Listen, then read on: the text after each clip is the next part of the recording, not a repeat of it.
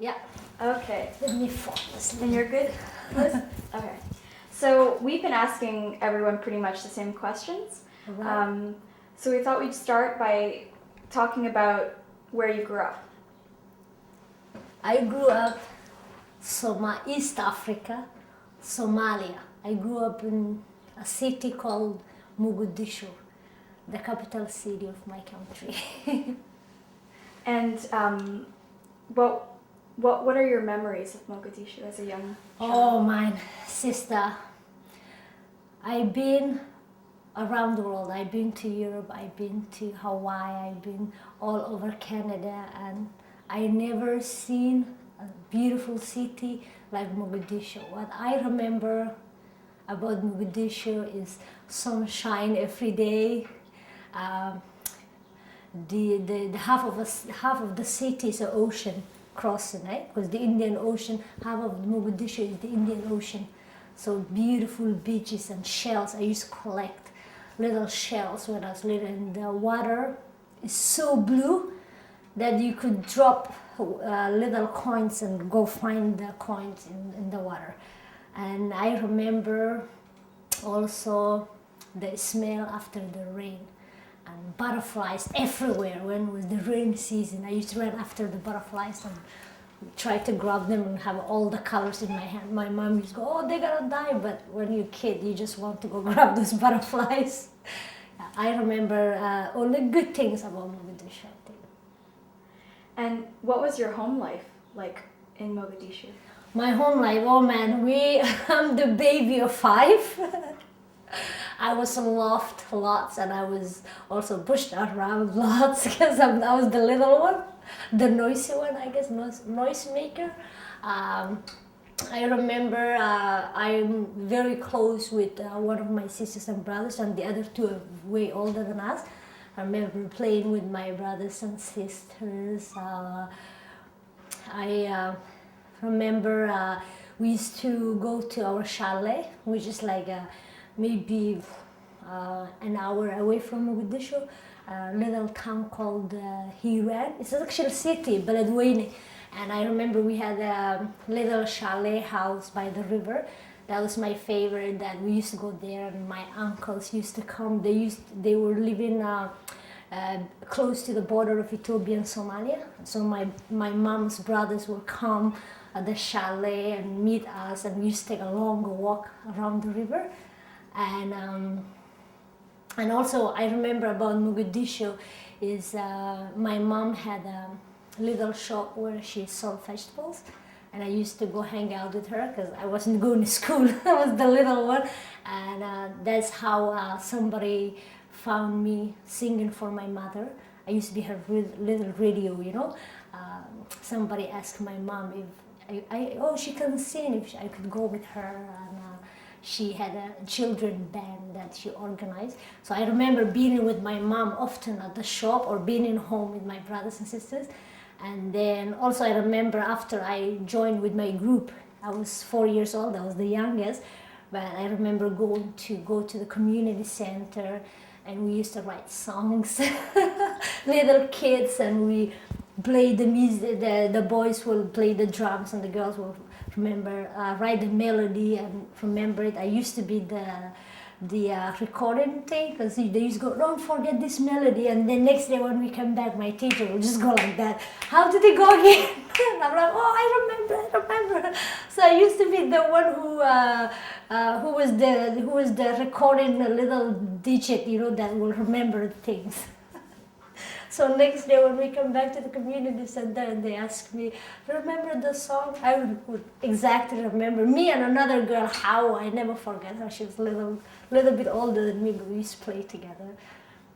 And was your mother a musician as well? No, actually, my family originally they are oral poetician.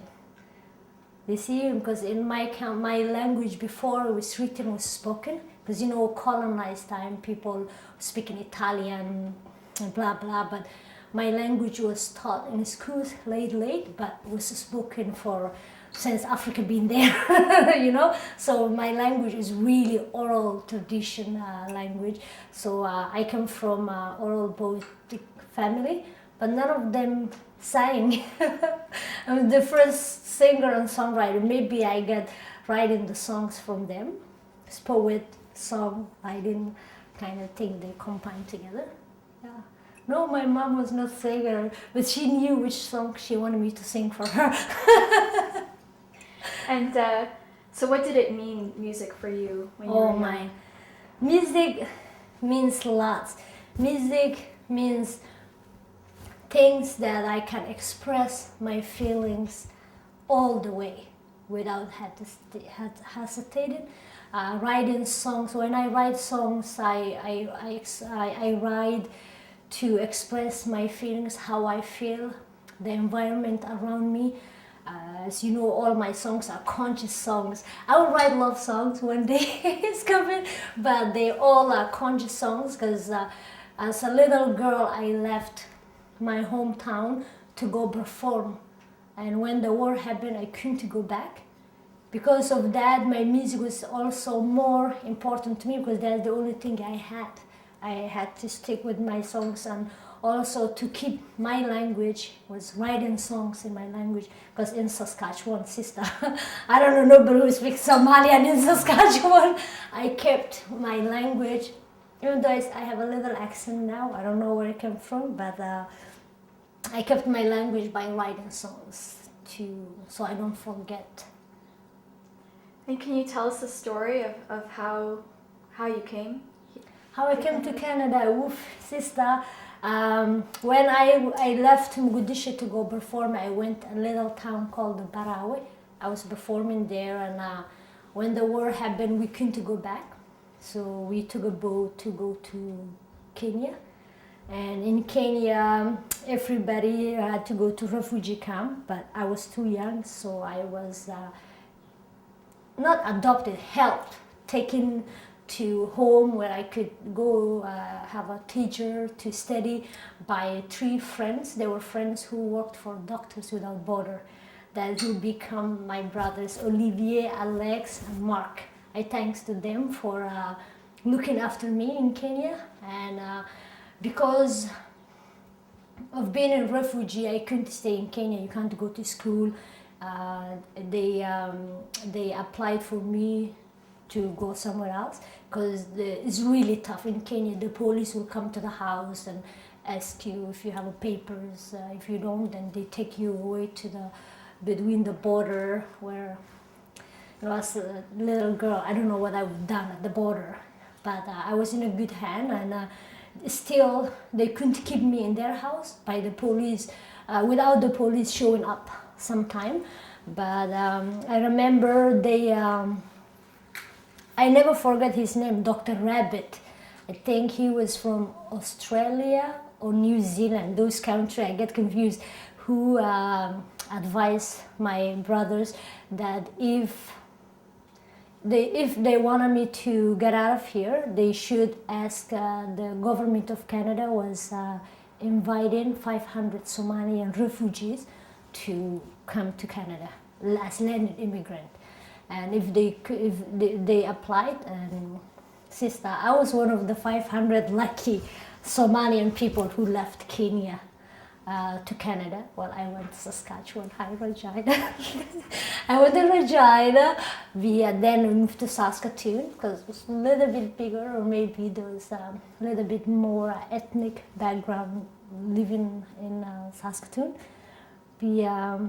Yeah, I went high school in Saskatchewan, and that's how I get here. And tell you the truth, I didn't even know how lucky I was until I just found my family to figure out how I get here so I can bring it to them. And then I was like, whoa, how did I get here? I didn't even know how tough it was. I guess whoever is up there, Allah, Muhammad, Jesus, God, Jah, whoever we call, must be behind me and help me out to be here, you know? Yeah. And where was your family when you went to Kenya? Well, when I went to Kenya, my family was still in Somalia because I couldn't go back to where I was. The roads were blocked. That's why I just followed whoever was going to Kenya. And when I came to Kenya, I still didn't know where they were. As I said, I got a response from Canada to bring me here. I came to Canada. Nobody, my family looked for me. Nobody knew I was still alive. Nobody in their right mind ever thought I'd get away from Africa to Canada. And when I came to Canada, I used to go to the Red Cross office to escape if somebody is looking for me, because I came here with lots of Bosnian families at the same time that used to go also at Red Cross, and they will receive letters from their family. But I was too young to know, my family didn't know that I left to Canada. So I used to go to the Red Cross office waiting for a letter. I'm like, did I receive letter? And they go, no. It used to make me sad. It made me, why is my family not looking for me? They were looking for me, except nobody ever thought that I get away. And that's why I said music was important for me, because that music is the thing that made me split from my family. If that day when the war happened, I was with my family, I would have stayed with them and suffered with them wherever they were going. Because I was not with them, that what made me not be with them at that time was because I want to go perform. So I had to stop with my songs also, especially one of my songs called Hoyo Dapsaraga, and it means golden mother. You know, it's my mother, was really gold. Excuse me. But anyways,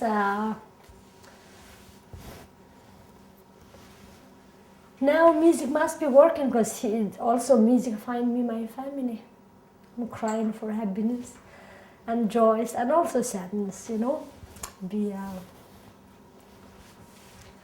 As I said at my show, my family found me on YouTube. Really? Yeah, performing at Nuit Afrique. Yeah, that's why I never changed my name. I might be Empress Deeqa when I'm with my band, but I never changed the spelling of my name, and which helped my family to know it was also me. And thanks to my mother, I look exactly like her. So even though I'm not a little girl no more, my family could recognize who I was.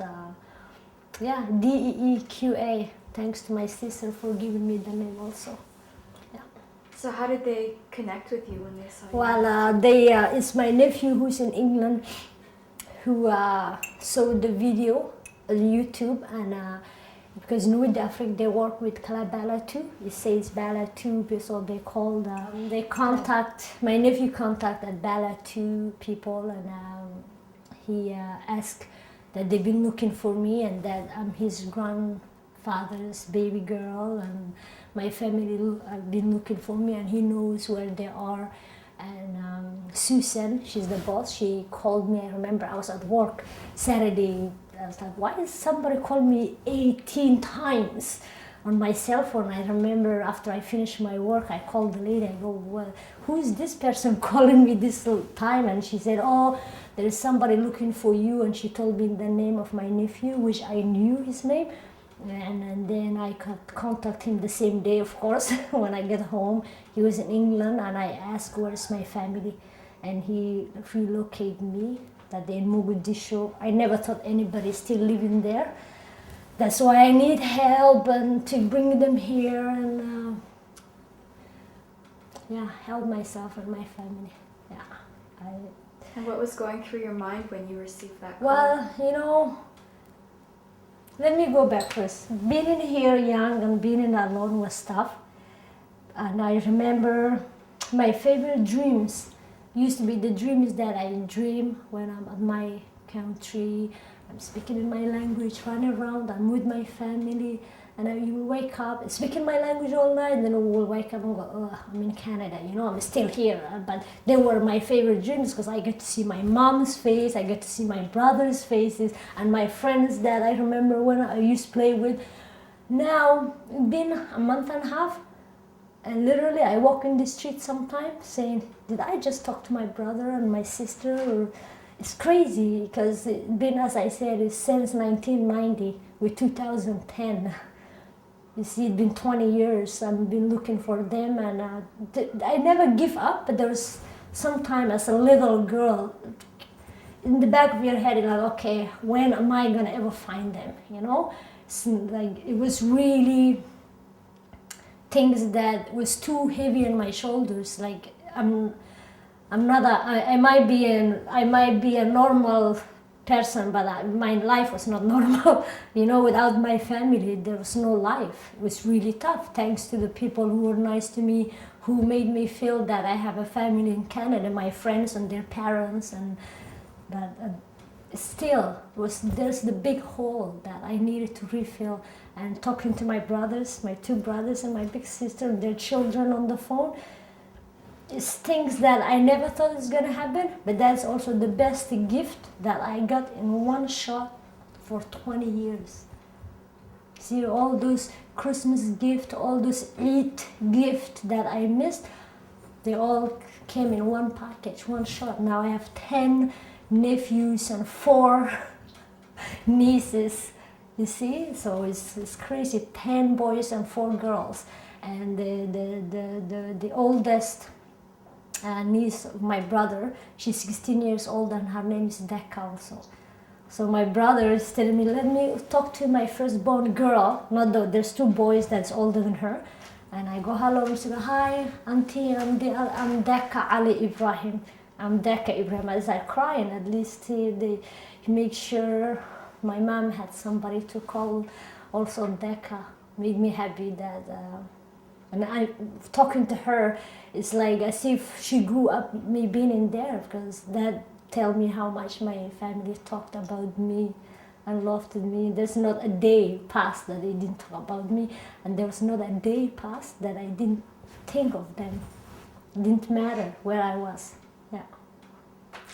So what was that first conversation like when you spoke to your family? Oh man, sister, I don't even remember what was the conversation. I remember just crying.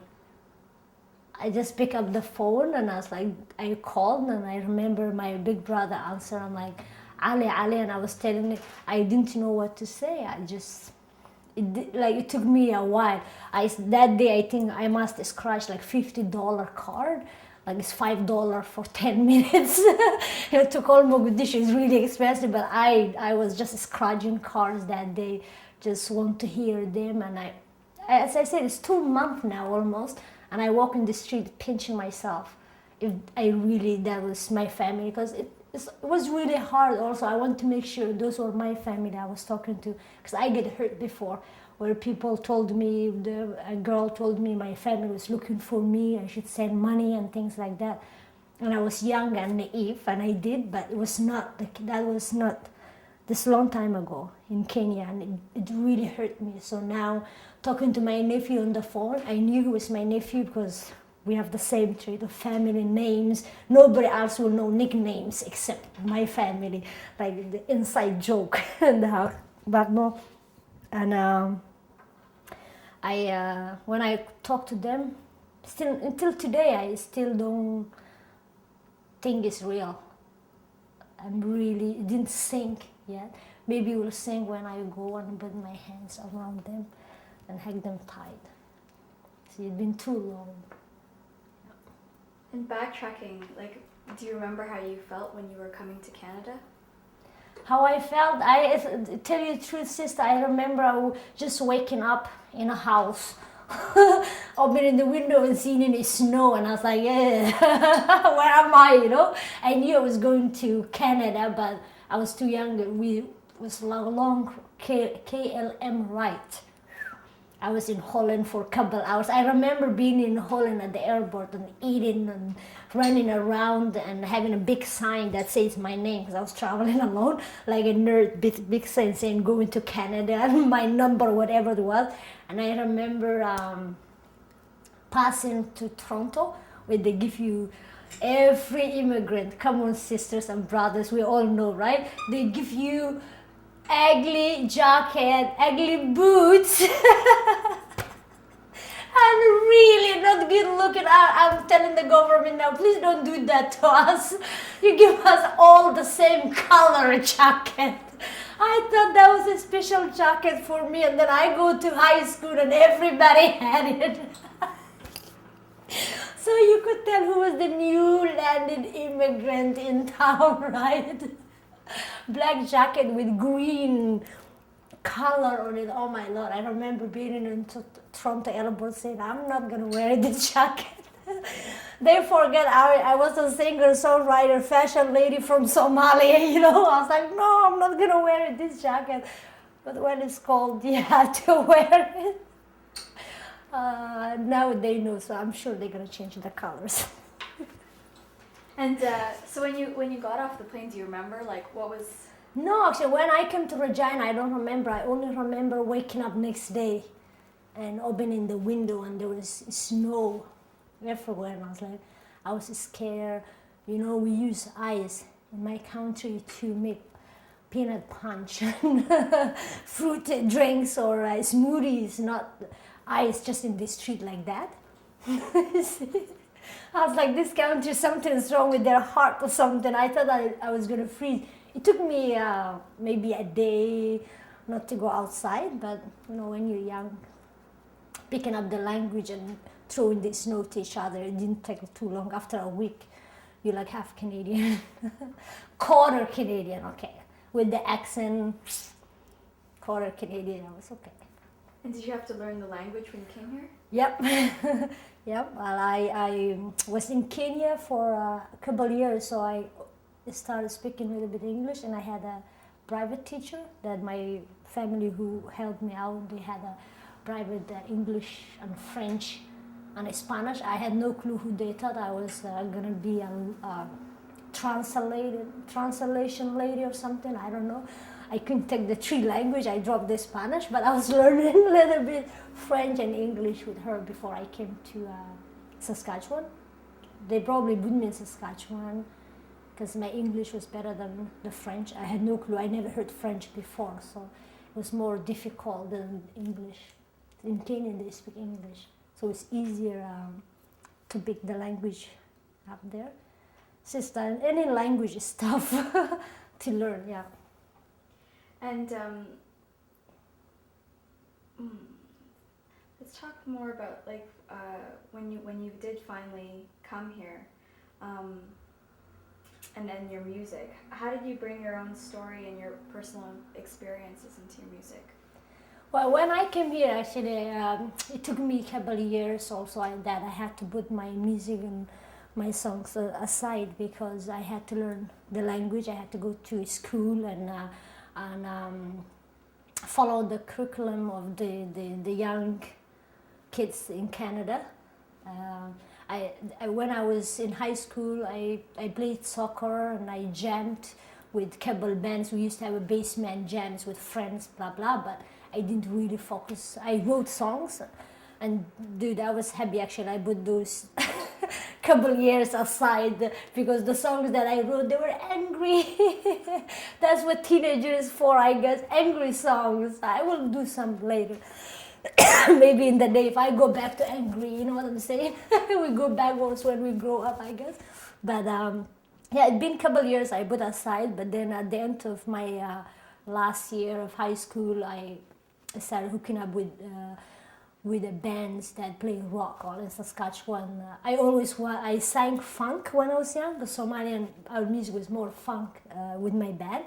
And then in Saskatchewan, I was doing a little bit of rock, you know, hanging out with my homeboys and homegirls from Saskatchewan. There's no reggae. Well, we did reggae from bands from Toronto. They will come to play with us and we'll book them, but also open for them, and so we can do some reggae and stuff.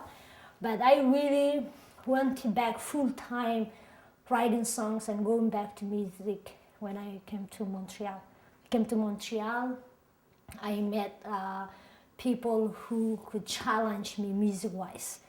You see what I mean? I could write a song, and I made musicians that I would even consider taking their rhythms to put my songs on. And man, Montreal has some great musicians. So when I get here, I really focus on writing songs. I joined with Kelly and Dub. Even though I was always Deeqa, I did my own songs to cooperate with him, and we did lots of good shows together. And then I went my own. as Empress Deeqa with my band. And yeah, well, the only thing I knew all my life how to do was writing songs and singing. So I never forget, but I had to put aside to learn the language. And after I learned the language, I went back writing songs. Because now I can express my songs in English also, because I wrote in Somalian. Some of you guys might not know what I'm saying, even though surprisingly, most of my fans love my Somalian songs because they feel it. You know, I used to, when you're young, you think, oh, you have to learn another language to express your feelings so they understand. It doesn't matter what we sing, what language we sing. Music is international language. I can touch you with one of my songs in Somalian as I could in English. So all those years that I was trying to write songs in English, come to the sense I could still touch you with my songs. It doesn't matter what language.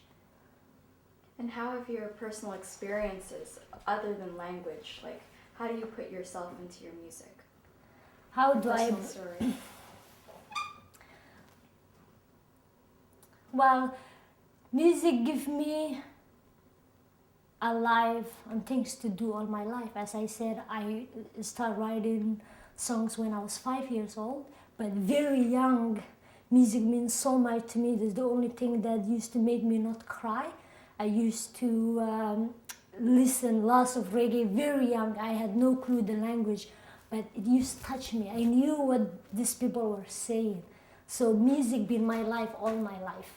Whether somebody else's music I was listening to, like the Wailers or Burning Spear, that give me courage and things to look forward when I grow up, or whether it was me writing a mama's song when I was little to tell my mom how much I love. So music, how can I put myself in music? Me and music come together. But do you write about your own personal experiences? Yes, that's what my songs are for, actually. That's why I was saying I write what I express, what I feel, what's around me. Also, most of my songs, as you know, one of my favorite songs I wrote is Africa. And what I say about Africa is what I miss from Africa. See, so people here who don't know about Africa, I can tell them what Africa is. You see, so yeah, songs, it helped me too, being alone. I can express my feelings to you guys without, my mom was not around for me, not my brothers or sisters. Every time I get depressed, I wrote songs.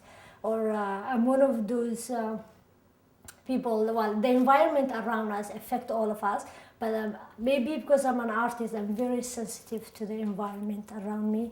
And one of my songs, another song called Old Lady, I'm talking about the native lady that I went in her community, and when I saw how they were living, it made me realize system is a system. It doesn't matter whether it's in Africa or North America or Europe. It's always keeping down original people. See, I'm African Canadian who come here to get a life, but then I get to see the original people don't have a life here. So as an artist, I see that while other people don't see that, because those people are my life. You see it? So we put ourselves in our environment. And you were talking about the song Africa that you wrote. What are the things that you miss the most about home? The smell after the rain, the ocean, my family, my friends, yeah, my continent. I will say I'm a girl who loves Africa. It's like my lover, you know. I love my continent to the bone. Yeah, that's why every time I hear that name, I probably work 20 times harder when I hear that Africa. I think I perform with Africa better than I perform any other festivals, because they have not something to do with my continent. See, because I love my continent. I'm proud to be African. And after living here for 20 years, do you consider yourself to be Canadian? 18 years. You know, sister, this country that I love also. This country literally made me also, because it gives me, I grew up here, I spent my teenage lives and knowing my rights here. And you know what? Whoever's out there, thank you for bringing me to this great country, because I don't think I could be me any other places. Because as I say, I'm a testadora. As an artist, we're sensitive people to what's around us. And this country gives me the opportunity to be me. And that I thanks for Canada. Because Canada, that I can write what I want to write. That without thinking twice or looking behind me. You see, Canada made me be proud to be a woman, a girl, whoever, a lady. You see, no, I love my country. I treat Canada as I will treat Africa, because not only it gives me opportunity, it's a land of opportunity for everybody in this world. I guess that what makes Canada. All of us come from different places who come here to make our lives better. Yeah. But you were saying that you're also, do you want to talk about how you're planning on going home? Sure, I'm trying to get, as I said, you know, as I did that film Deeqa songs, I was just a subject helping two sisters to do their project. But now I'm trying to ask them if they could help me to do a project to go home, and because I can't just fly to Mogadishu, as we all know, there's lots of trouble in my country. But I want to bring my family close, either Kenya or Ethiopia, where I can meet them. And I can do it alone, because there are 20 people waiting for me to see my brothers, sisters, everybody's there, the children. And that's why I'm asking maybe Film Board if they could help me to follow my history, to go and reconnect with my family again. Yeah, hopefully that's my project. My project is to go home and reconnect my family, and my long-term project is bring all my family here in Canada with me, where I could invite all my friends come hang out with my family. Yeah. And do you talk about your family in your music? You know, there's a song Golden Mom I wrote for the way I felt about my mother, but not really. It's more like I wrote like living home and being alone and looking for them and things like that. But no, I wrote songs for mothers, but not my brothers and sisters. No offense. You know, but well, I wrote a song for the whole continent, and they really like that. My brother told me the other day, I remember when I was little, he didn't want me to go perform, because we were performing often. We're children band that will open soccer. You know, back home soccer is huge. We will open all the like when I used to sing for the president. Even though I was a child, I didn't know how good or bad politics. As a singer, I stay away from politics and religion, because I can't relate those things and try to bridge one love altogether. It doesn't work like that. You see, I try to put aside. But I remember once I came home with a newspaper of me, Said, and the president of Somalia. And my mom so proud to show her the picture of the president, and my mom goes, "Oh, I know Said, is the little boy that I sang with, and you, and who's this old man?" I'm like, "Mom, you're not cool. You're not cool enough. This is the president of Somalia." And you know what she said? She goes, "The pictures of him that they have, and if each store have to have a picture of him on the wall." And she said the pictures of him that they have, he was young. He doesn't look the same. And I was like, well, when you're young, you think your mom's not cool enough, you know? I'm like, how can she not know the president of the country? But now I put one and one together to make it two. I know he was a dictator, that even the lady who lives in the same city as him didn't know who he was. You see, she should know how he looked like, even if he's old. Not knowing, thinking he still looked like 20 years when he was in his 20s. But yeah, and And who do you sing for now? Who do I sing for now? About life, always been like that. No, but who do you think your audience is? Like when you write songs, who are they for? All my audience are all kind of people from all kind of places, with all kind of education and non-education, because it's not only education. I have a PhD for street smart. You know why? Because I had to grow up alone. I don't have a PhD at Concordia, but I'm sure I have a PhD of the streets of Montreal or somewhere else. You know, I see. You know what? It's like I didn't know you, and I saw you for a long time. Every concert I almost went to. You know why? We must like same kind of music. And when I sing roots reggae, and who am I singing for? Anybody that loves conscious songs, that know what other people, what we talk about. Like as I said, I used to listen Burning Spear, not know what he's saying, but I knew also. I didn't know the language, but I get the context of what he is trying to say. So who's my audience? People who will feel what I'm singing to them, whether it's Somalian, English, or French. And how do you feel people respond to your music? You know, I think people and I have a love connection thing going since I was a little girl. I love everybody. I respect everybody. I don't care where people are from and what language and what religion they have. As long as you're kind, you're my sister and you're my homeboy. And that's as simple as I taught myself to live.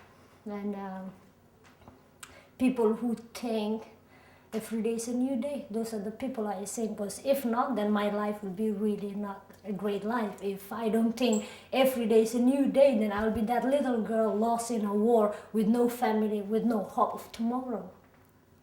See? My hope is today, if I have a hard day, tomorrow is going to be for sure Thursday. There's no other Wednesday coming until next week. That I know. So every day by day, and as I said, people been really nice to me. Even though I was a little girl alone, people were always kind. And I try to do the same. You know, I try to tell all my little sisters, I don't care where they're from. If I could do it, you could do it. Just keep it real, keep positive. And be true to yourself. If you're true to yourself, you're true to everybody, you're okay. You will sleep well. You don't have to worry about what other people think. And reggae specifically, why did you choose that genre of music to? Because of the lyrics, of the conscious lyrics. Like, I remember being a little girl, my favorite song was "We're the Survivors, Black Survivors." I didn't know what he was saying, but I loved it, and I love reggae. Not only the rhythm, it's the consciousness, and it's for people like me. You see, it gives hopes to people like me, positive. That's why I choose reggae. Wow, I used to write rock songs that was negative when I was young, but every teenager had. I'm not saying other music are negative too, but I'm just saying reggae music was too positive for a little girl who was alone. I remember Bonnie Gregory Isaac, night nurse, used to babysit me. Whenever I was depressed, shouldn't use those words actually, cut the depression. No, life been hard, but no depression. Every time I fell down, I used to put Gregory Isaac. And night nurse, the whole CD, just sat down, listen to the whole CD, and I used to feel better. See, some people might go see therapist. Me, my therapy was put some reggae on and sit down and listen. Or I remember, I didn't know what Alpha Blonde was saying, but remember rocking Coco, Coco na, Coca de Rasta. Man, I've been cocking Coca de Rasta all my life. Yeah, the reggae is the groove. I used to love dancing with the Wailers, you know? Yeah. And reggae tends to be a male-dominated genre. Oh yeah, I knew you were gonna ask me that. It's about time to change those too. Because also I remember I used to listen the I3s, the Bob Marley's, people know Rita Marley. She also had a band, and they were good actually.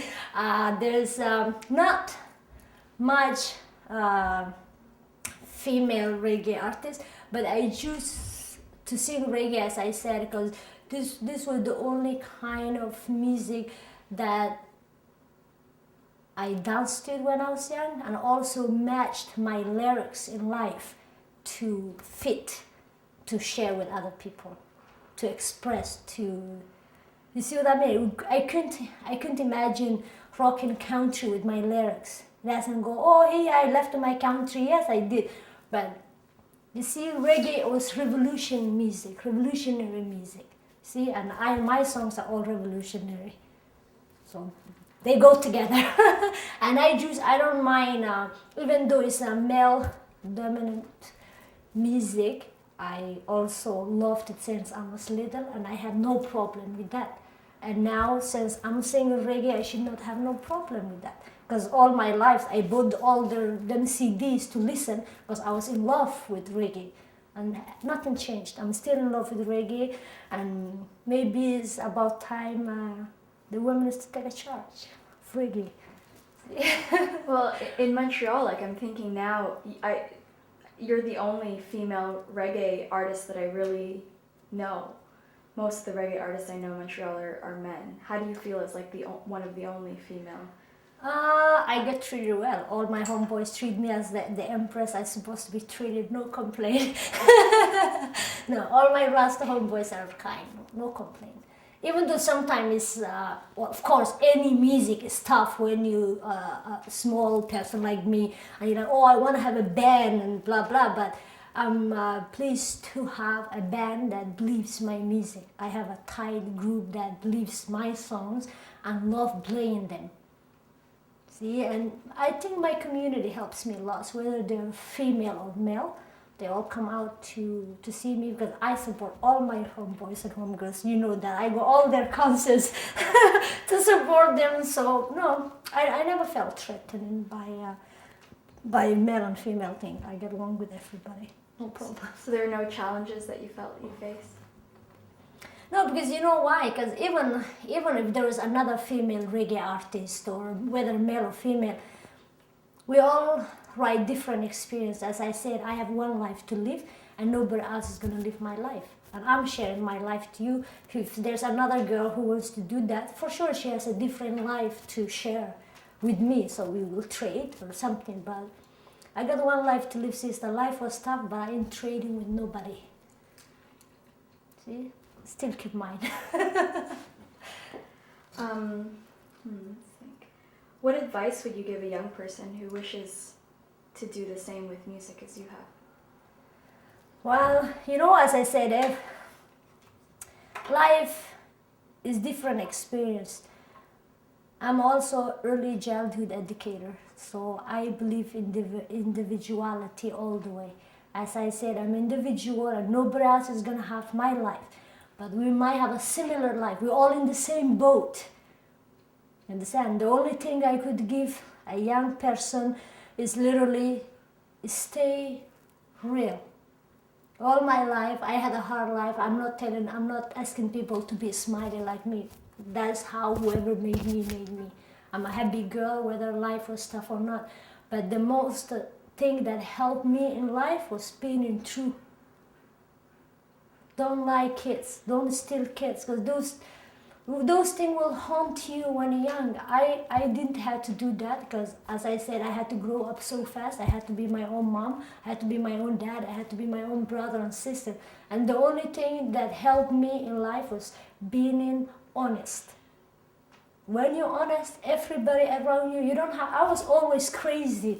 And people around me could see. I didn't have to prove to them I was honest. Just stay honest, and the people around you could see that. Stay honest all the way. Then things seem to be easy. You know why? When you're honest, what you have is what you get. And tomorrow you can think it's going to be different and better or worse. But if you're not honest yourself, lie hurts long time. The truth hurts one time. So just be true. And what would you say to people who, like you, came here as a refugee or as an immigrant? What advice would you have wanted to hear? Folks, if you're in school, stay in school. If you don't go to school, go to school. Because this country is the country of the opportunity. Don't let nobody tell you you have an accent or you just came here. Everybody has the opportunity to be somebody in this country. And was that the advice that you were given when you came here? The advice I was given, I was young, was, you want to go to school? That was it, yeah. The advice I was given was, do you know which bus you're going to take to Miller High School? And I was like, no. No, I was too young and there was no advice, but as I said, being in real, people around me were so nice to me. Can you talk about more the support system? Like when you arrived, where did you live? Yeah, oh yeah. I talk about the jacket, now you want to talk about open door society. Actually, I should talk about Nora.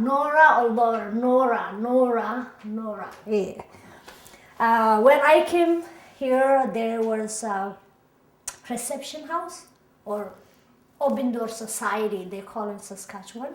There is a house where when you come, they have new blanket and whatever kitchen things you need. And when you find a place, then you take it with you. And the support system that I had was one lady, her name was Nora. She was Colombian. She was really kind. She was the lady who came to help me to go apply for school, show me where, introduce me to my foster family. Because there's people, folks, we should all do that. We should volunteer. If you speak any language, you could help your people coming from different places. I didn't have that, but if you have somebody who speaks your language, it's easier. So because you just get here, you don't speak English or French, it's really tough. And Nora spoke English and Spanish.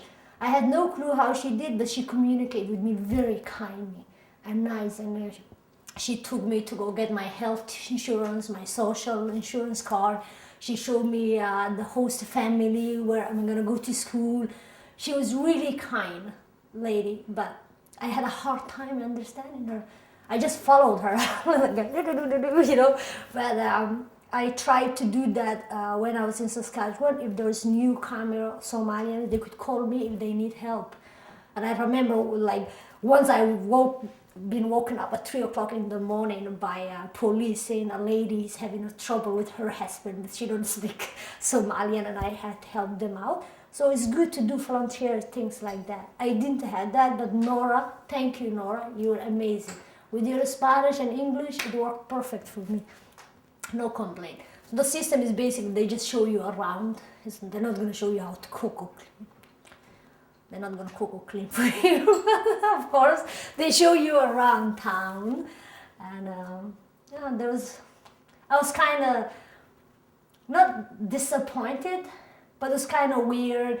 All my life I seen Africans, you know. The first time that I turned around, there's no other brown person around except me, you know. It's like, oh, where am I? I remember the first time I saw somebody, it was an Ethiopian guy who worked for Open Door Society, Mesfen, who was also my friend's father, who promised me when Radiat come, who he was in Ethiopia then, he's gonna go to the same school. I ran into him, grabbed his leg, uncle, I never forget that, because he's the only person I saw for a year, almost, that like looked East African, and he was Ethiopian. I got him right, man. I ran into him, uncle, don't leave me.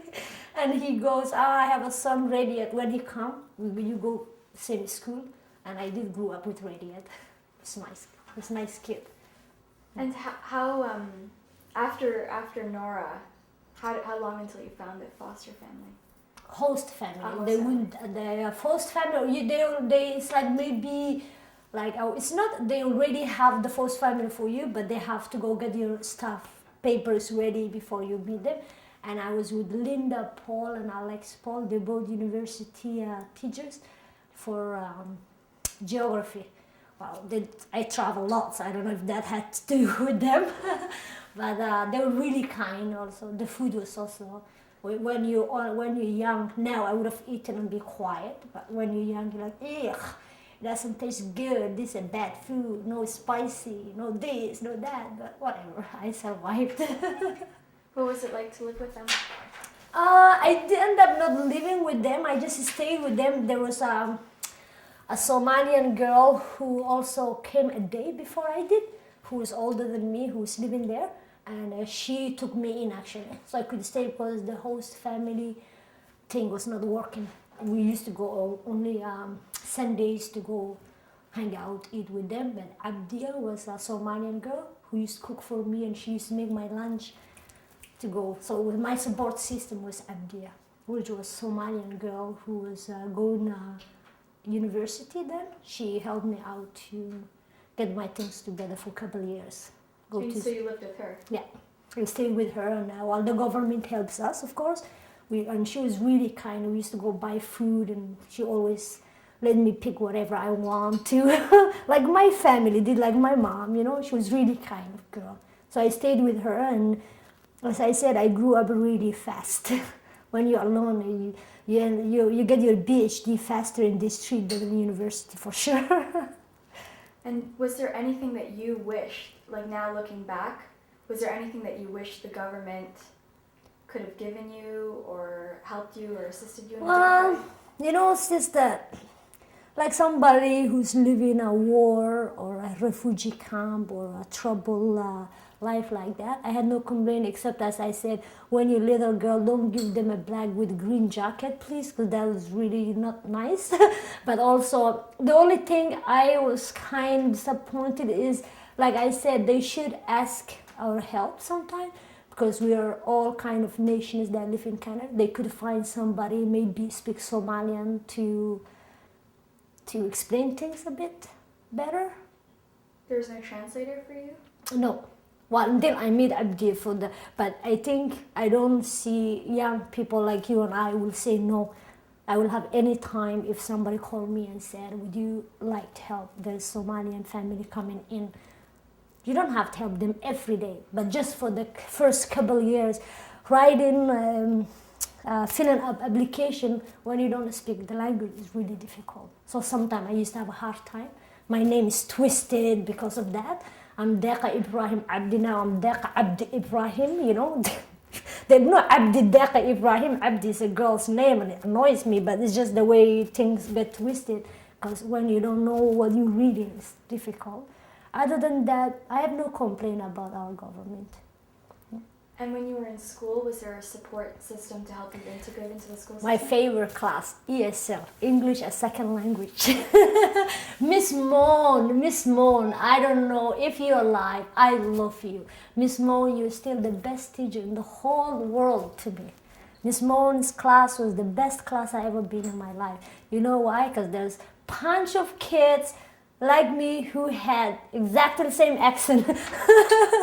You know, when you come here, every class was English, except ESL was the funnest class, because ESL there was Chinese, Korean, Somalian, Arab, Bosnian, all of us in one room with this most beautiful teacher in the world.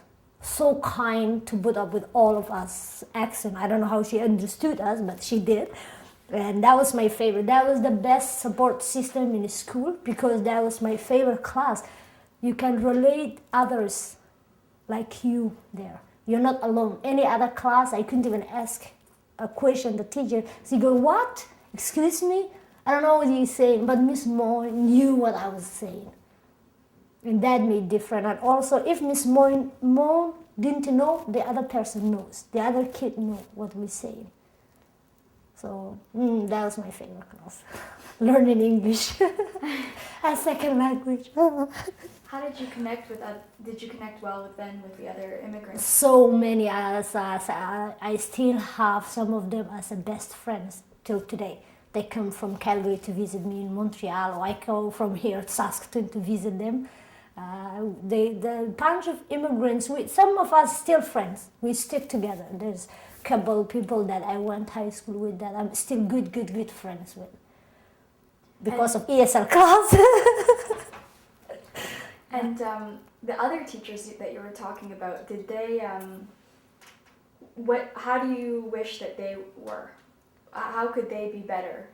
Like more How like could the they other be teachers? better? Because you know when there's a new immigrant in your class, maybe don't put them in the spot sometimes, sometimes like, do you understand? It's like, well, I understood Miss Mon, but not you. But they don't mean it, but sometimes, we're not the computers, we don't learn languages like that. I just get here a week ago from Nairobi. I'm not gonna speak perfect. I'm still 18 years later, I still have the thickest accent in the world. Give me a break, But no, well, you know what? I'm not a negative person, so I don't know how to criticize. It was just I felt more comfortable in Miss Mon's class because she understood all our accent than the other. But the others didn't threaten me either. That it was just you feel shy to ask because you know yourself that you have an accent or you might not say the word right. So you keep on. No, it's Deeqa, but then it's Deeqa. So QA people is will, nice. so people will still say Deeqa, and I go, no, it's Deeqa, Deeqa. and they go, well, why don't you just put Deeka? I go, how can I do that in case my family is looking for me one day? They're not looking for Deeka, they're looking Deeqa. And that's what Yeah, and I'm happy I kept it because that's how they found me, right? Otherwise, they wouldn't to know. So. How are you doing for batteries? Yeah. And you're good to go? Yeah. Okay, so maybe we can go back and talk about education.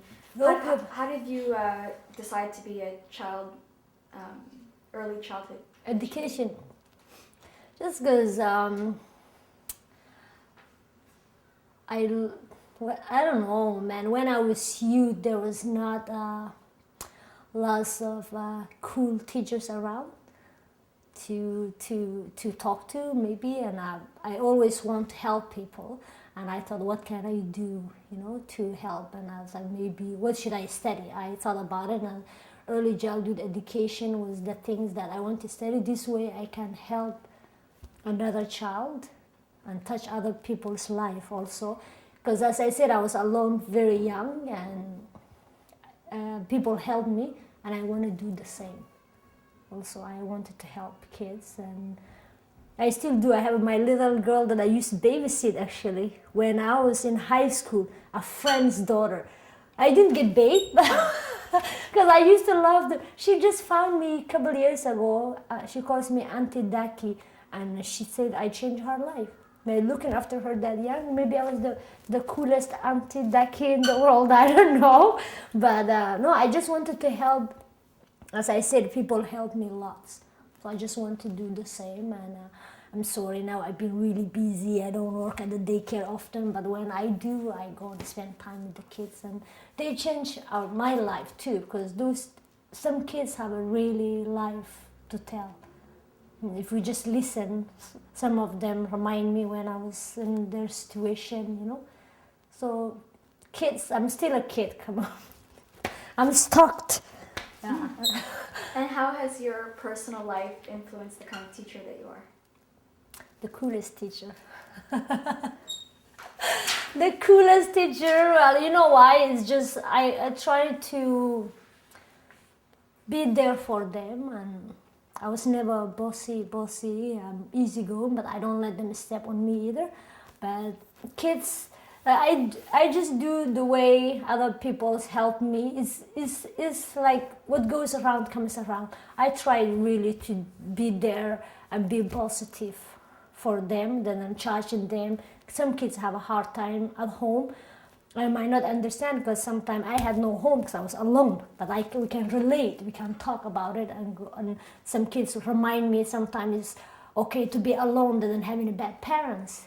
Understand? So we share. It's life sharing and learning about each other. So kids are fun. Yeah, except when we play soccer and they hurt me sometimes. But I'm still a small person. I'm not as big as they think I am. Is there anything else? Well, I was curious, in the last 2 months, which has obviously been an incredible time for you? I cry every day for happiness or sadness. I don't know. I walk in the streets, go laughing, or I walk in the streets, start crying. It's just like I still didn't sing. I walk in the street going, and literally I laugh, and then sometimes the opposite. I'll be walking and I think about one of my brothers really sick. When I think about him, I'm not there all the time. I didn't talk about you, and I didn't want to talk about that in the camera, but I lost my mother also 3 years ago, and I didn't know that. So sometimes I'm walking in the street, or I call home, and I wanted my mom to pick up the phone. So I still didn't sing. See, I'm happy that I talk to my brothers and sisters, but my old lady is not there. And since I'm little, I used to travel a lot. I would call home, and the person that answered the phone was my mother at my house. She's the boss, you understand? Nobody else ever answered the phone. And now when I call my house and it's my brothers or sisters, it makes me, where's my mom, you know? I didn't want to talk about that because I'm trying to bring them here. And the first priority is your family. So I'm trying to bring my sister who doesn't feel well as my mother here. That's what I've been advised by lawyers. I don't have zero money. I'm trying people to help me to get out. But also I want to cover myself and I'll do anything to bring my family in a safe place. I don't care what. I'll try to do anything to bring them, because I've been just advised by the people that you guys work with. What was it again? Canadian Council for Refugees? Yeah. Yeah, they told me the first priority are your mom and dad. I never had a dad, and my mom is not there no more. So I get my big sister, my brothers to get out of them there. So, yeah. So for me to be helped, she said, don't talk about mom, it's gone or shit. Well, that was going to be my question. Like, what were the first things you wanted to know? Because there's been such a gap. Tell you the truth, sister, first thing I want to know was where was my mom. I'll be honest with you, I know we can't. The first thing I said was, where's my mom? I asked my nephew in England before I talked to Mogadishu. I said, is my mom there? First person I asked was my mom, and he said no. I was like disappointed. But second thing I wonder was, are they alive? And how are they surviving? Me, I was like, what? They're in Mogadishu? Because, dude, I watched Mogadishu in the news. I grew up here. I know what's been happening. And I was still not there, then my family were still in Mogadishu. And when I talk to my brother, they make me so proud.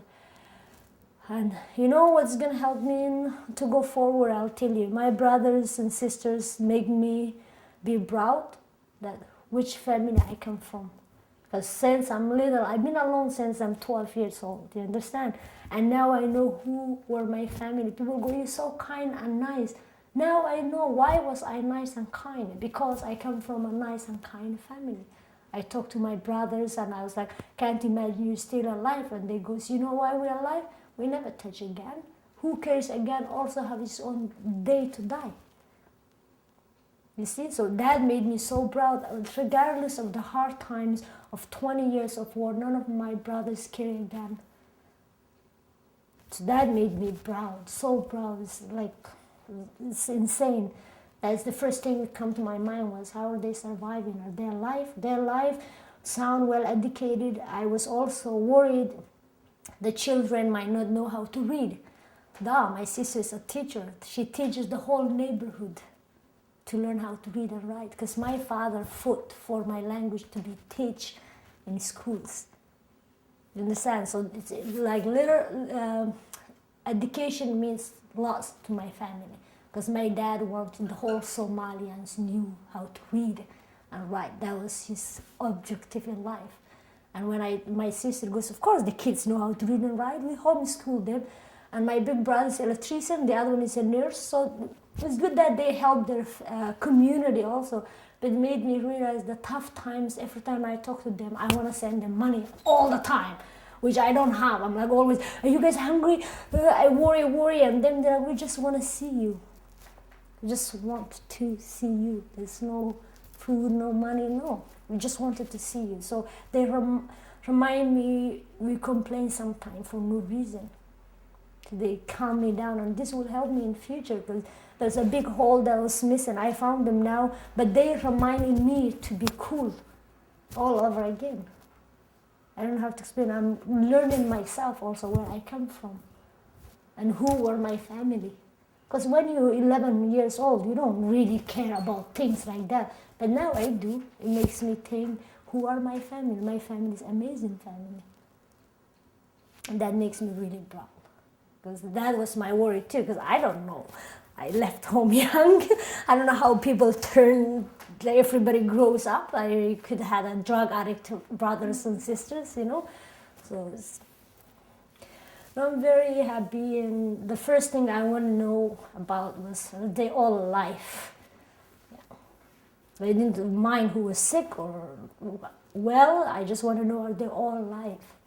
And there's lots of people that I know that's not around no more.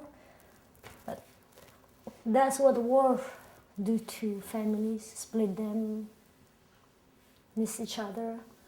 That's why I never wish nobody, even my worst enemy, to have a war, or any country in this world. And our generation now gonna change lots of things. I'm proud actually about my generation. Yeah, my generation thinks different. Yeah. Sometimes we forget to give each other credit. You know, my generation is amazing. Yeah. And it's gonna change the whole world in a better place, because everybody gets along, and my gangs of people, we all come from different places, but yet we think alike. So that means things are changing for a better place, for better ways on the future. Yeah, better living for all of us. I had another question, which was, what were the first questions they asked you? What do they want to know about you? The first thing they asked was, where am I? Where are you at? The first question I asked them were, are they all alive? Who's alive and who's dead? But the first thing they asked me was, where are you? Because I called them, my nephew fine, and I called them in Mogadishu. And the first thing was my brother said was, where are you? I'm like, I'm in Canada. Toronto? Hey folks, everybody knows Toronto and Vancouver and Montreal, that's it. I go, I'm in a place, Montreal, we're called Montreal, I'm on the French side. And yeah. First they asked was, where are you, where you at, and how are you? Like, fine, grown up. Sometime, you know, I'm talking to my big sister, and she still treats me that little girl. Oh, she calls me all the sweet names that she used to call me when I was a little baby, like Deeqa, Deeqa Ma'an. And me, I'm like, she actually knows, like, I'm a lady now. It makes me cry after I hang up, but I'm like, I'm a lady now. I don't know who calls me Deeqa no more. Yeah. Well, we ask each other, and I remember my brother Hassan that I follow. He said, remember I used to call you nicknames when we were young. I used to cry, and now I laughed. And he goes, you know, now I can't make her cry. I'm like, I'm grown up lady. Now you can't make me cry calling me names. But it's funny that we're catching up to ask each other things like that. You remember what I used to call you? I'm like, yeah, I know what you used to call me. You used to make me cry. Yeah, and you know, the Hassan I follow, my brother Ali and Batula, the older ones, they wanted to see me. They just wanted to see me and the kids. As I said, there's 10 boys and 4 girls that waiting for their aunt to come. One of my brothers still lets you know how I grown up, because he's outside Mogadishu, there's no internet and nothing. But the ones in Mogadishu, my little niece, she went and printed. I don't know how she did it. I don't know if you could print my pictures from my website. She came home, my brother said, with 9 pictures of me performing and telling everybody, that's my aunt, she sings.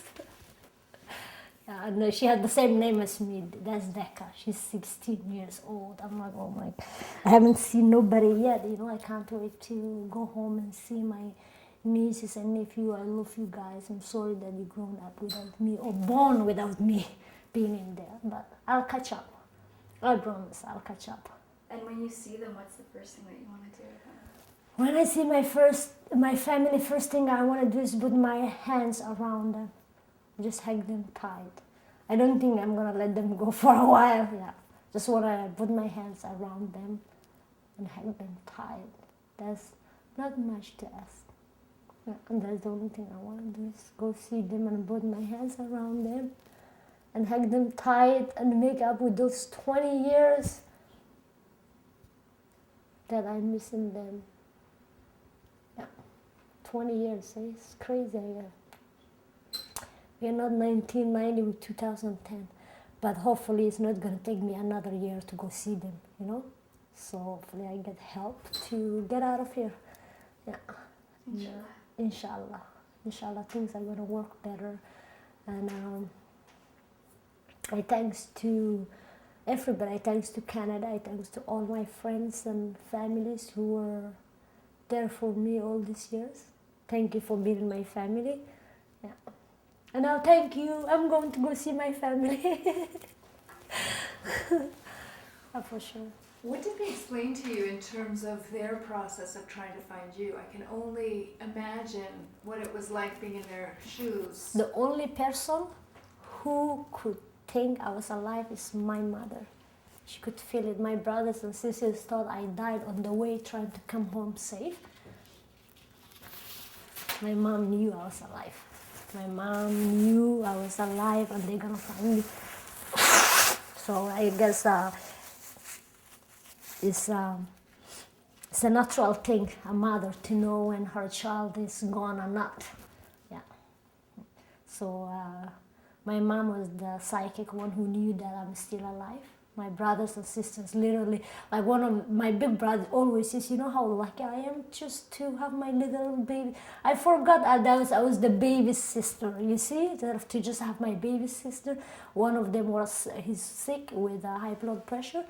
And now people go, oh, your color is coming back. One of his colleagues, he's a nurse. He's a nurse in a hospital where he's also a patient. Because he has a high blood pressure, and people go, well, you're looking better now. And he goes, I found my baby sister, you know, and I feel better. I go, well, it made me feel better. Literally, I had the best show, the first show I did a month and a half ago. I had a show at the Bar, and I think that was the best show I ever did. They must be all watching over me, you know. I felt, and as I said, now I'm happier. I think my boyfriend is gonna have a happier girlfriend than before, because you know I'm a happy person, but when you're missing your family, at the back of your head or inside your heart, there's always something that's missing. You understand? And now, sister, I can tell you, sitting here, even though they're poor and broke and in a really horrible situation in Mogadishu, I'm very happy to know where my family are, because I feel better, and I'm one more step closer to see them. And also that big hole that was missing is refilling. Every day I get happier than I was before.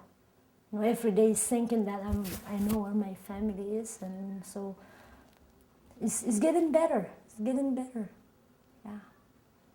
So I say I can't wait to see them and hug them so tight. I miss you all. Love you all lots. Well, inshallah, all of you.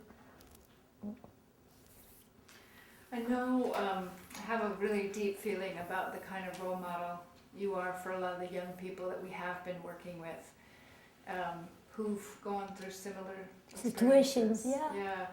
I wonder, when you hear the term refugee, what does it mean to you, and what sort of feelings do you have about it? As we were saying, we're sort of using a lot of these conversations as a way to sensitize young people who I'm always going to be a refugee girl. You know tell what? us, yeah. You know, I will tell those kids, you know, when I was young, somebody told me, I'm going to Canada, and I say I'm going to be somebody one day, blah, blah. And you know what the person said? Don't forget, Albert Einstein was also a refugee. I never forget that word. The smartest guy that I know is also a refugee. You see, so, and this country, basically everybody who been here, been refugee by any places or any problem, they had to come here. So the word refugee means actually sensitive things to me because it means somebody who lost their country. But it's also good thing to me because I found another country. I have another country. Basically, you refugee from your native land to another land that, like Canada, treats us very well. So we thanks to Canada also for holding us here, right? Of course, not only where we left, the place that holds us also. As to be a refugee, you should just have to be proud because life is happens in different places, different situation, and different time to different people. But we're all equal. If you had a hard time, just trying to think positive and go through and trying to help each other, than thinking negative about who you are.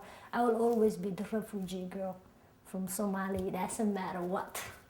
See, I'm Canadian now for how long? Oh my Lord. I have Canadian citizenship for years, over 13, 14 years. But still, I'll always be that little refugee girl that left her homeland. Not to forget where I come from, but also to remind and appreciate where I am at now. See, that's the positives, not only negative about being in a landed immigrant refugee. No problem, kids. Albert Einstein was refugee and Empress Deeqa was refugee also. That's it. Keep it up. Keep your head high. Don't drown. Life is tough. Life not tough. Keep real. There's lots of waters that trying to drown you when you're a teenager, and those lots of waters could be even your own against your own when you're a teenager. Hormones changing. Folks, kids, just stay real, and I love you all. Thank you. Did you want to do the introduction? Have you done that? No, not yet. Is there anything else you want to add? Yeah, my album is coming out soon. Buy my album! I'm working on it, so since I get the grant, my album is gonna come out. Or you can check me, myspace.com at Empress Deeqa. No problem. They YouTube me all the time anyways. Well, and you brought those shoes, didn't you? Could you show us those? I never even tell. And you know what he did? I don't know how to say in English. He took a picture of me and he painted on a wall somewhere in PNF. Big wall of my picture. Took a picture and sent to me. So what is called that? A wallpaper? What would you call it? Mural. Yeah, he made a mirror of me. Oh, wow. So I just wanted to, somebody. What's your friend's name? Let me take, what was his name? Shakur, I think I have to find his name so I don't insult the brother, you know. Man, he belongs planet Earth, Canada, Africa, peace and love. Wow, Chapless, Deeqa live, feel the love with music. One good thing about music, when it hits you, no feel pain. Yeah, his name is Akira. So I thanks to Akira for making Empress Deeqa shoes. I really appreciate. Thank you for making the wall also. Yeah, I never used it because, you know, when I'm performing, I'm not Beyonce, I can't run around with this thing.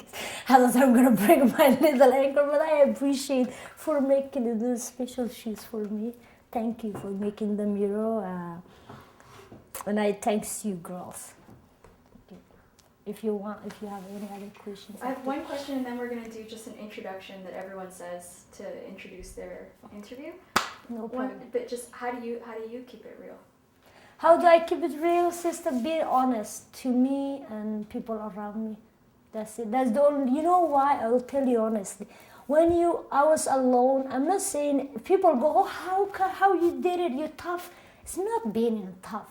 I was put in a situation and I had to handle it, period. I didn't know smarter than any other sister who's my age. I ain't any better than no other person, but nobody's better than me. You see what I mean? I keep it real because I'm honest to myself and whoever is around me and people I'm gonna meet tomorrow. Life, as I say, life is not easy, but we make our life easier. instead of crying every day, I taught myself how to cope and think better and get along with others. Instead of crying every day, I don't have family, I learned how to make another one. You know, and just to tell you the truth, the only thing I could say, any child or any person, it doesn't matter how old you are, just be true. And how has music helped you cope? Music helped me cope because then I get to write instead of calling the Prime Minister of Canada and complaining about the old lady's family condition in somewhere in Alberta. How is my native sister living shit like this, you know? Making me mad. I write down and I share, and you're gonna listen, and I'm sure anybody who hears the old lady's song, if they ever pass by where she lived, they will think of her. So it's just like instead of being angry, music means lots. I write what I feel. There's a song called "They Still Don't Know My Name." I wrote this song is politically incorrect or correct. I don't care how people take it. People take it as if I'm breaking up with somebody. Some of my friends go, "Oh, somebody treat me this way. They don't remember my name."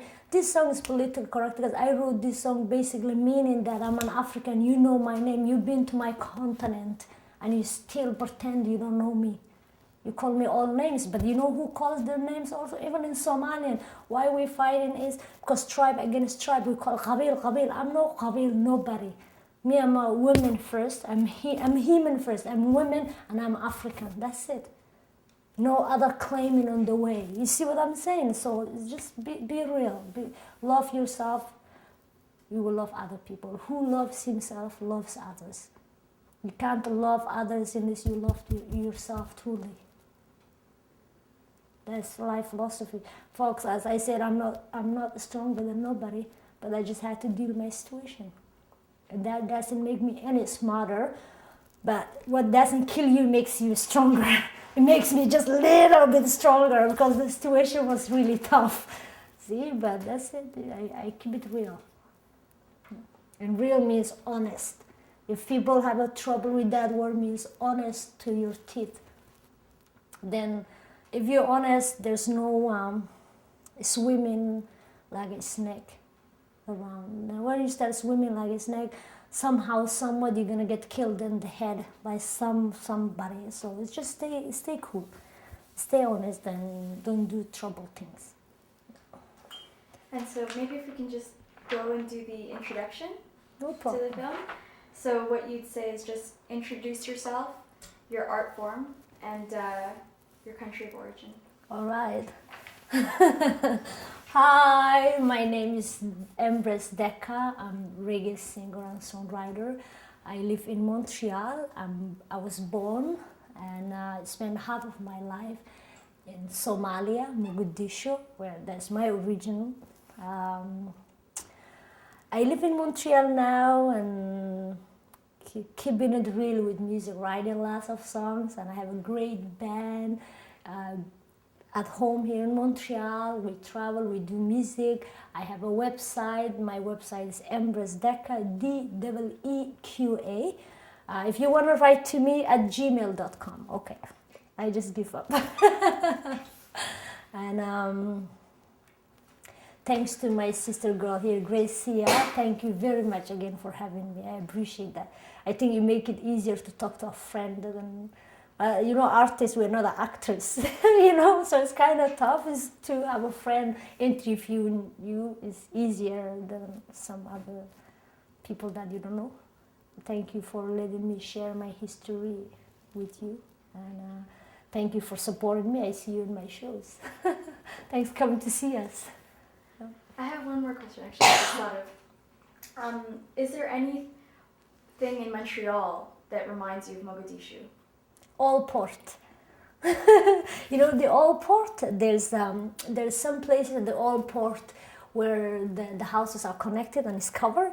There's Mogadishu in downtown Mogadishu by the sea. It's like that. The old buildings, Italian build, they look like churches and they covered. So there's no car in downtown. You can't drive. You have to park the car by the seawall and walk because that's where all the shopping are. And I remember walking on All Port and feeling that I was in my city. Funny, eh? Yeah, the old port is one section that I pass by often that it reminds me of my city. It's maybe because by the water also and the way it's made, it makes me, I feel like I'm in Mogadishu somehow. And do you go there when you miss home? Yeah, I go there, take a walk. yeah, for sure. But you know, Montreal is a city that keeps us busy all the time. So no complaint. I love Montreal. Je t'aime beaucoup à Montréal. What about food? Where do you go when you need a taste of food? Oh, now now you're talking, sister. Okay, every year I look forward to, every year on my birthday, you folks are gonna find me at the little park called Emily Gagnon, where the Nuit d'Afrique is. Those 4 days they sell some mad chopped chicken there. Okay, so every summer on my birthday I treat myself and I go there and I eat jerk chicken and rice and beans and plantain and salad, and then at the end, last but not least, those tropic ice cream with the mangoes and all the fruits and a rum. Yummy, okay, that. And if you want to taste the food, I know I'm not getting paid, okay, I love going to the curry house to have a roti. They know Empress Deeqa, okay, they know how to make my roti, and they treat me good too. Where else do I like? I like Blue Nile. If you want a taste of Ethiopian tasty food, you go to Blue Nile. Where else do I go for food? Oh, I like Bush-ups. There's Indian place, it's vegetarian folks. If you broke, you go there. It's $5 good meal. And you might find some immigrant people to hang out sometime there. Betetsi Batata, my community. These people, they pay me to say this. I'm just joking. They give me discount, okay? Betetsi Batata, okay? You can have a fries and little mini fish burger, hamburger, tofu burger if you want. It's a nice place for my young immigrant friends to go because you can have a plate of food and a beer for not expensive. And you can pass by my house where my boyfriend cooks from a guy from Montreal. He makes rice and beans and red snubber for me and chopped chicken, peanut punch. If you pass by my house, I could feed a couple immigrant people because you know we love sharing food. But you have to bring some also. I can taste your culture food, you know. And folks, you should all do that. Get together. All the immigrant people at the school, up in their side, they get together sometime where you share food. That helps. We used to do that actually. We used to hang out together and make food. And also every year Christmas, I used to cook for people who don't have a family like me. So folks, don't feel alone. If you don't have a family, get with your friends, or you can make a meal at your home and you know all your folks that they might have a family in Mexico, but they're here alone, right? They might have a family in Peru, but they're here alone. Get together and make some food, hang out. Don't feel lonely. Hang out together, please. Good. Yay! Don't feel lonely because that helped me too. You know, as a young immigrant, I used to, instead of feeling down for Christmas, I learned how to make stuffing chicken, and we still laugh about that. Me and Megan Cooper. I remember being in 16 and stuffing chicken and laughing, just trying to make food for people to come to my house, and it was fun. But nobody felt sad. We all had no family who we getting sad with. Yeah. We get happy together. Yeah, that's important for immigrant people to do that. Food is really cheap. Food is important. Exactly. Yeah, it feels the soul. Yeah, that's it. And it used to make us feel good when we all hang out together. It makes me feel good. You know, I haven't eaten, talking about food. I know, I'm hungry. Where are you from? Nobody ever asked me how you get here. Right. You know what I mean? And who you here for, who you here with, where you come from. They're interested of your nationality more, which is normal, but nobody asks you literally sit down with you and go, how you get here. Right. You know what I mean? So it's good that other refugee kids will see how other people get away. I didn't know how lucky I was until I found my family being in here. I'm like, oh, I'm going to bring my family, and I try to talk to immigration people, and I go, how the heck did I get here alone? who twist all these arms for me to be here? You see, it's crazy. The rules are lots of rules. I don't know how I get here, sister. Yeah, the rules are really, so it's good that other immigrant people can see that too, for sure. Mhm.